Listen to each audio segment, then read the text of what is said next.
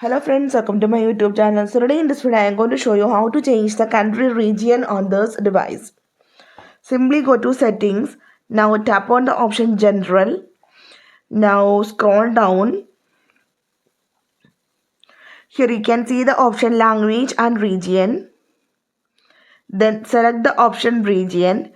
Now you can see the region is India. So if you want to change the region or the country, now here I am going to change to Japan. Then here you can see, would you like to change the iPhone language to English US to, you can select either change to English or keep English India. Here I am going to select keep English India. Now you can see setting region.